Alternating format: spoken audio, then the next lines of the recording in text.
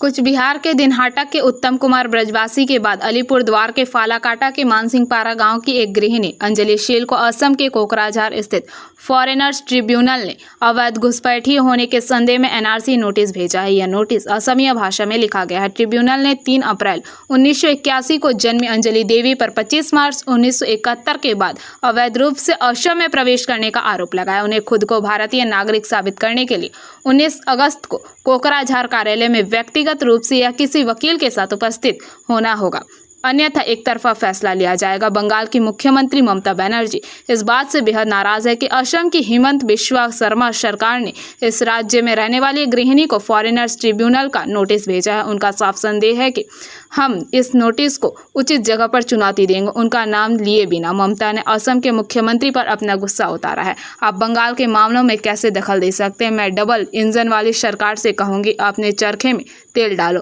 बंगाल की मुख्यमंत्री को डर है। उन्होंने वहां काली मंदिर तोड़ दिया है। उन्होंने कई लोगों को डिटेंशन कैंप में रखा है।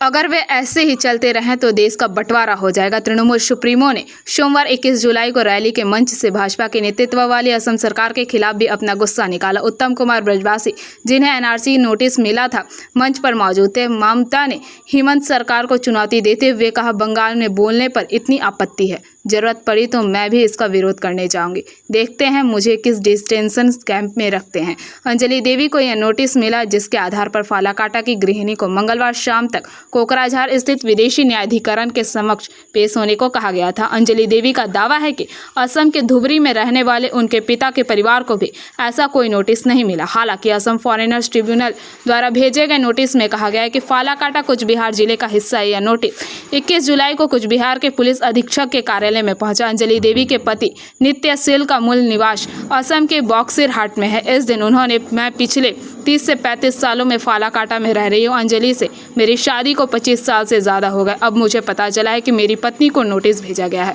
अंजलि देवी ने कहा कि उनके पास अपने जन्म और भारतीय पहचान से जुड़े सभी सबूत है।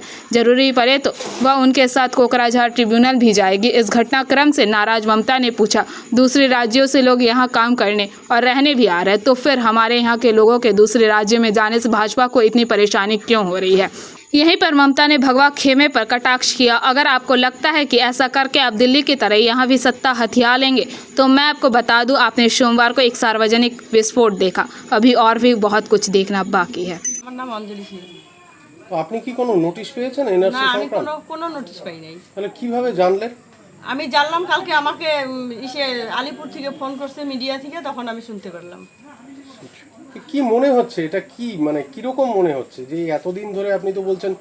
আমি এটা নিয়ে আমি কিছু বুঝতেই পারলাম না যে কিসের জন্য এটা হইলো। আপনার বাড়ি কোথায় এমনিতে? আমার বাবার বাড়ি আসাম। আচ্ছা, আসামের কোথায়? আসামে ধুবড়ি ডিস্ট্রিক্ট। তো কত বছর হলো বিয়ে হয়েছে আপনার? বিয়ে হয়েছে 25 বছর পার হয়ে গেছে, তাও আমি 25 বছর বললাম আর কি। এখানে ভোটার লিস্টে নাম আছে? হ্যাঁ, আধার কার্ড হয়েছে? আধার কার্ড, ব্যাংকের বই সব আছে এখানে, জব কার্ড। তো এখন এটাকে কি ভাবছেন আপনি? আপনার মনের কথাটা একটু খুলে বলুন। এটা কি মনে হচ্ছে আপনার? আমার মনে হচ্ছে যে এইটা তো এখন মিডিয়ার কাছে থাকার কথা না। যেহেতু আমার নামে নোটিশ আসছে, তো নোটিশে তো তাহলে এইটা থানায় অফিসারের কাছে থাকার দরকার। এখন এটা মিডিয়ার কাছে কেন? আমার প্রশ্ন হলো এইটাই।